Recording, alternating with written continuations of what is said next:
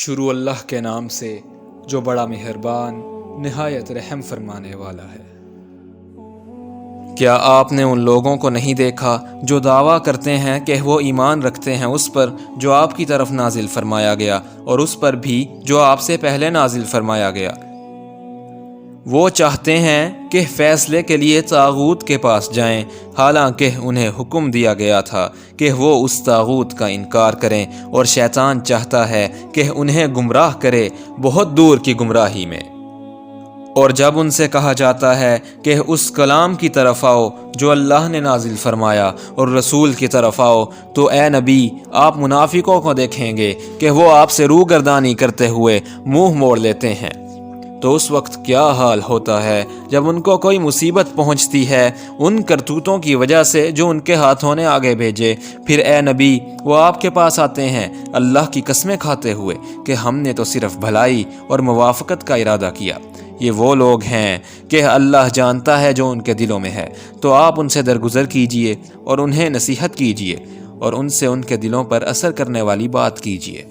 اور ہم نے ہر رسول کو صرف اس لیے بھیجا ہے کہ اللہ کے حکم سے اس کی اطاعت کی جائے، اور اگر وہ لوگ جب اپنی جانوں پر ظلم کر بیٹھے تھے تو اگر آپ کے پاس آتے پھر اللہ سے بخشش مانگتے اور ان کے لیے رسول بھی بخشش مانگتے تو ضرور وہ اللہ کو بہت توبہ قبول فرمانے والا نہایت رحم فرمانے والا پاتے۔ پس اے نبی آپ کے رب کی قسم وہ اس وقت تک مومن نہیں ہو سکتے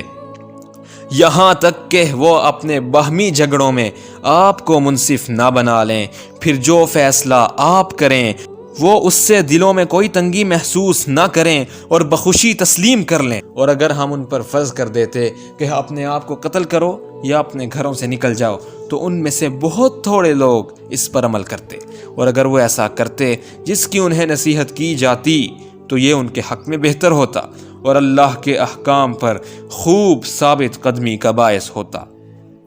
اور اس صورت میں یقیناً ہم انہیں اپنے پاس سے اجر عظیم عطا فرماتے، اور یقیناً ہم انہیں سیدھے راستے کی طرف ہدایت عطا فرماتے، اور جو اللہ اور اس کے رسول کی اطاعت کرتے ہیں تو وہ ان کے ساتھ ہوں گے جن پر اللہ نے انعام فرمایا، یعنی انبیاء اور صدیقین اور شہداء اور صالحین، اور یہ کیا ہی اچھے ساتھی ہیں۔ یہ فضل اللہ کی طرف سے ہے اور اللہ خوب جاننے والا کافی ہے۔